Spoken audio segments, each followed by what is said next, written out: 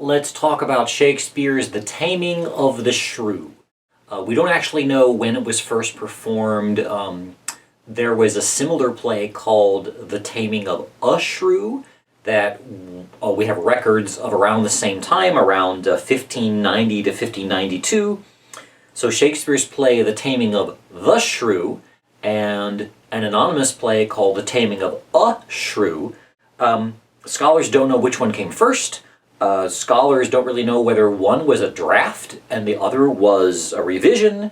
We don't know whether maybe Shakespeare authored both of them, or Shakespeare was improving somebody else's work, or somebody else was building on Shakespeare's work. We just don't know. The play, The Taming of the Shrew, opens with what's called the induction. A drunken idiot named Sly is thrown out of an inn and collapses drunk, and some random unnamed lord shows up.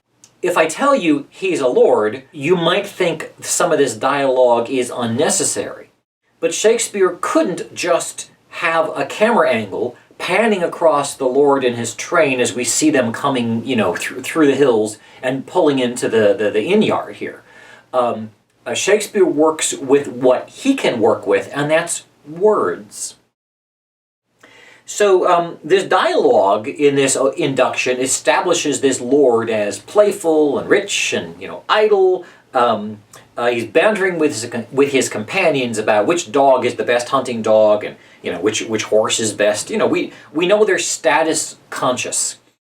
And now upon noticing Sly, the lord says, "O monstrous beast, how like a swine he lies! Grim death, how foul and loathsome is thine image! Sirs, I will practice on this drunken man. What think you, if he were conveyed to bed, wrapped in sweet clothes, rings put upon his fingers, a most delicious banquet by his bed, and brave attendants near him when he wakes? Would not the beggar then forget himself?" So this minor character, a nameless lord, launches into this a great detailed speech about the sensory experiences that he's going to create for the character Sly. And in the process, of course, he's creating this sensory experience in the minds of the audience. "Persuade him that he hath been lunatic, and when he says he is, say that he dreams, for he is nothing but a mighty lord. This do, and do it kindly, gentle sirs. It will be pastime passing excellent, if it be husbanded with modesty." Okay, if we do this right, we'll have a nice time. As it happens, just at that moment, a traveling troupe of players shows up, and the lord tells these players he wants them to put on a show for a lord who might misbehave. He doesn't let them in on the joke. This lord tells his friends, his posse of lord bros, that he wants them to pretend to be servants, and he orders his own page to dress up as a lady to pretend to be Sly's wife. We have a speech in which it's just one guy talking to the audience. There are other people on stage he's talking to, but this one lord, he'd have to be a good performer. He's really carrying this scene, building this sensory experience, things that Sly is going to feel and sounds he's going to hear, and the temperature of the warm, fragrant wood burning in his room. He's creating a sensory experience for the audience. We're used to movie visuals that silently carry the story for a little while. But Shakespeare couldn't rely upon a camera zooming in on a detail and a montage of scenes edited together to show the passage of time. A convention that Shakespeare's audience would have known very well involves this character proposing something and then going into a lot of detail, helping the audience imagine it through dialogue. And remember from the prologue of Henry V, the character Chorus apologizes to the audience saying, "I really wish that we had armies to play this play for you and monarchs to act and fields to fight this battle in, but we just have this space here." And he says, piece out our imperfections with your thoughts. These lines are the way that Shakespeare's command of language works on our senses, working on our imagination. And although this Lord is a nameless character and is not terribly important in terms of the plot, you have to recognize he's been given a lot of lines to say. He would have to be good enough to hold the audience's attention and make their imagination help tell this story. You and I would be familiar if we're watching a slasher film. The heroine bonks the masked golf club killer over the head with a big pumpkin, and he falls down, and for some reason she doesn't take the bloody putter out of his hand, and she sits down and, oh, I'm so glad it's over, and there's a sudden blast of music and someone pops up and she's all startled, but it's her boyfriend. It's not the killer. And she's distracted by the boyfriend, and they start kissing, and the nice music plays, and they don't notice that the killer has gotten up, and there's now a bloody cleat prince walking away from the golf field, and the golf club killer is gonna, these people don't realize what we know, which is that they are starring in Golf Club Killer 3.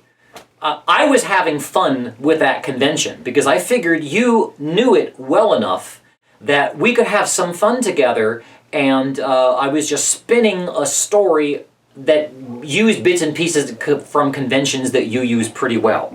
This convention of people dressing up to perform something, Shakespeare's used it before. It's a convention that his audience would have understood.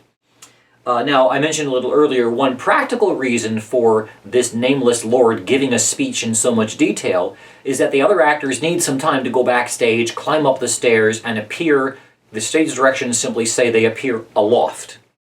So, now gradually, the lords manage to get Sly to listen to them and believe that he's the reason why he's dressed this poorly and why he thinks he remembers that he was a beggar is that he's been in a fever for years, and 15 years, and they are just welcoming him kind of back to sanity. They're really gaslighting him, deconstructing his memories, and really that's when the yucks begin. The page boy comes out dressed as a fine lady, and before long, Sly is asking this boy to undress and come to bed with him. And of course, the audience would already have been used to the idea that all the female characters that they were watching were played by young boys. And if you want to laugh at someone who's responding to a boy dressed as a woman, then you just go right ahead and bless your heart. But the joke's on you all along. It seems to be what's going on here. So it's good-natured poking fun at the audience. A messenger arrives, as messengers do in such plays, to announce that the actors are about ready to start their play. And with that, the induction is over, and the play that we know of as The Taming of the Shrew begins. The young student Lucentio speechifies about his desire to be a student, and his servant Tranio is dropping the names of Aristotle and Ovid. These are great intellectual figures of the classical world. And Tranio, the servant, encourages his master. He says, suck the sweets of sweet philosophy. Fall to them as you find your stomach serves you. He's playfully likening Lucentio's desire for learning to be like a hunger for sensual pleasures. And Tranio encourages his master, at least study music and poetry, so if you're going to study, you're going to enjoy life a little bit. So a little bit of learned humor going on there. Now, Shakespeare at this point has just gotten us thinking about the sensual pleasures of food and music and literature, and we just saw basically a seduction scene earlier where Sly is comically aroused by a boy dressed up as a woman. And at this point, it just so happens that the rich man Baptista just happens to walk by with his two marriageable daughters. And there's suitors and various servants, I guess, suitors of potential suitors, anyway. The stage directions simply list the people who enter. But we can tell from Tranio's reaction that it's supposed to be an impressive display. Tranio muses whether it's some show to welcome us to town. He thinks he's stumbled across a parade. As part of this big showy entrance meant to impress, one of the people in the parade is listed as Gremio, a pantaloon. Well, what's that? I mean, literally a pantaloon is a kind of pants, but Shakespeare's audience would have recognized the pantaloon as a stock character, a kind of a greedy old man, probably a merchant, wearing a particular costume that was color-coded in a certain way and standing in a certain way, like in a particular hunchbacked, asymmetrical way of standing. Audiences knew at a glance who this character was and what made him tick. Shylock from The Merchant of Venice, and Barabbas from The Jew of Malta, Polonius from Hamlet, Brabantio from Othello. These are all examples, I think, of pantaloons. It's not exactly a villain, but an older character whose socially climbing status, his desire to have his daughter married off well, creates an obstacle that the young lovers either have to trick him or fool him or, somehow get him out of the way in a comic way. They don't just kill him. But he's not the antagonist. He doesn't really have a fully realized interior life.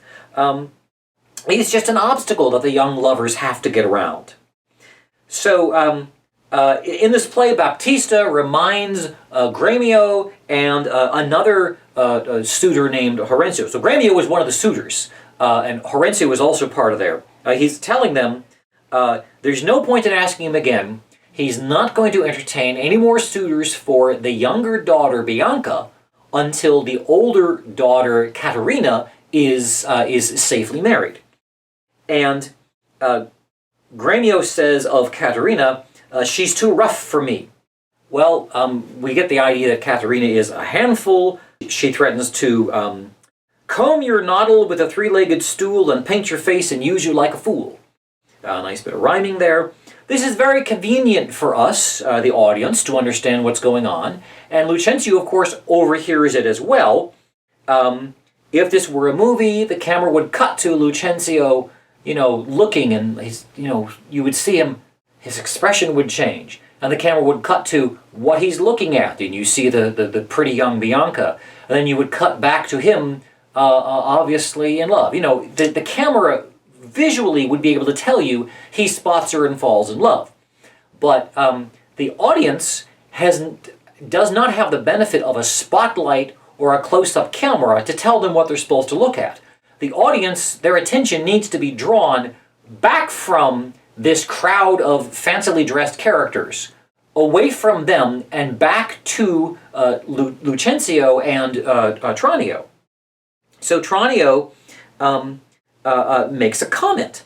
Hushed master, here's some good pastime toward. That wench is stark mad, or wonderful frower. This is Tranio responding to Caterina's antics. But Lucentio is not paying attention to Caterina, he's paying attention to Bianca and has fallen in love with her. So if this bit of dialogue weren't here, the audience might never have noticed that Lucentio has been smitten by his first sight of Bianca. Now, as for her part, the little sister Bianca plays the obedient daughter. She says she's content when her father tells her go inside. My books and instruments will be her company. And her two suitors, Gremio and Hortensio, criticize Baptista for being so cruel to Bianca. And Baptista orders his daughter in. And I think this is important. At this point, he says to the suitors, well, my daughter is going to go in and keep studying, and by the way, if you guys know any tutors, send them my way. He then gives Caterina, his older daughter, permission to stay out there on the street, presumably so that the suitors can try their luck with her. But Caterina, she's her own woman. Even though her father has given her permission to stay, she decides to go. She makes a big frickin' deal out of it. And clearly, Bianca does not seem to be all that crushed. She pretty willingly obeys her father and goes inside. You get the idea that she's really not all that interested in either of these suitors, or else she'd, may have put up a little bit of resistance from her father. Okay, so Hortensio then proposes to Gremio that they scheme together, that they ally themselves. Neither of them is going to get a chance to pursue the desirable younger daughter, Bianca, unless Caterina has a husband. And neither of them is interested in Caterina because they've just seen how she behaves. So they decide, let's work together and let's try to get a spouse for Caterina, and then the idea is they can go back to being rivals for Bianca. Anyway, so they go off. It's kind of an uneasy truce, but they go off together plotting. Tranio again draws our attention to the fact that his master is smitten, and we see Lucentio announce that he's burning and pining away. And here, Tranio is speaking briefly in Latin, making some Latin jokes. We get the idea that perhaps this audience appreciated the Latin. Tranio does not seem to be... he's the servant to an upper-class master. He may have picked up... Obviously, he picked up some Latin, perhaps while he was waiting on his master during school. So Tranio is not a lower-class servant. He's servant class, but he seems to have some smattering of education. He's comfortable in this educated world. And he's presented as being pretty smart and practical. Tranio has just seen this plot unfold right in front of him, and whereas his master Lucentio is just sitting there smitten with Bianca, the gears start turning in his head, and he gets the idea. Knowing that he's just seen the father ask, "Hey guys, I'm looking for tutors for my daughter." And Tranio knows that tutors would be given, private time together with the pupil. At least they would have some chance of doing so. This idea of Tranio gets this idea of having his master disguise himself as a tutor, and Tranio then will present himself as Lucentio. Lucentio, in disguise as a tutor, would then be free to pursue Bianca. That's the master plan that Tranio comes up with. So, all right, so we've already seen the lords from the induction pretending to be servants and pretending to make the beggar Sly into a lord. We've seen the boy dress up as a woman as part of the joke. And we've seen Sly ask this person he thinks is his wife to undress for bed. We're told that a troupe of players is putting on a play to amuse Sly. And so there's already a lot of costuming and mistaken identities and people taking on other roles. And yet here again, we have yet another situation where the master and servant are going to swap clothes. Shakespeare is admitting to the audience, okay, this is a little complex. I'm reminding you what's going on here just in case you didn't get it. But honestly, pretty soon people are going to start hitting each other. I mean, this is me just telling you this. If you don't get it all, just enjoy it. Figure it out. Okay. From the balcony, the other characters watching this play, you understand, he's bored by it. And Sly says, would 'twere done. So again, you have some fun. Characters are pretending to be bored by the very play that the audience in the theater was also watching. I think that's a lot of fun. Okay, scene 2 moves on to introduce us to the next major character, which is Petruchio, and his servant Grumio. Now, if Shakespeare had asked me, I would have told him that giving Bianca a suitor named Gremio and giving Petruchio a servant named Grumio is a little confused. They're two different characters. Gremio is the older suitor, would-be suitor to Bianca. Grumio is a lower-class comic servant to Petruchio. All right. There you go. Now, in an unfortunate choice of words, which exists so that there can be some physical comedy, Petruchio tells Grumio to knock. That is, knock. He's telling a servant, knock at the door of Baptista's house. And conveniently, for the sake of the joke, Grumio interprets this as a request to give his master a knock, to strike him. Petruchio then says, if you won't do the knocking, then I'm going to ring for you. And The joke is knock, ring. The stage directions say he rings him by the ears. I think you and I would get the joke better if it were knock and he says, I'm going to ring. You know, we still use the phrase to wring somebody's neck. We don't use wring somebody's ears as commonly. I guess you might, wring your hands, but the phrase ring somebody by the ears, Shakespeare is so confident his audience would get the joke that I'm going to wring you by the ears. When you have to explain the joke, it falls. But my point is, in Shakespeare's day, they would have got the joke because they would have understood it, okay? In a conversation that follows, wouldn't you know, Petruchio just happens to be out in the world looking for a wife. And wouldn't you know, Petruchio just happens to say, what he really wants is a rich woman. Be she as foul as was Florentius's love, as old as Sibyl, and as cursed and as shrewd as Socrates' Xantippe, or worse. Now, I've said in an earlier lecture that Shakespeare's audiences would have known characters from classical mythology and historical figures from classical times the way you and I know superheroes. So, but even if you don't know who these particular figures are, what this means is we, the audience, know there are 3 suitors for Bianca. Our main character, our favorite, Lucentio, we have 2 less desirable suitors who are then scheming to hook up Petruchio with Caterina.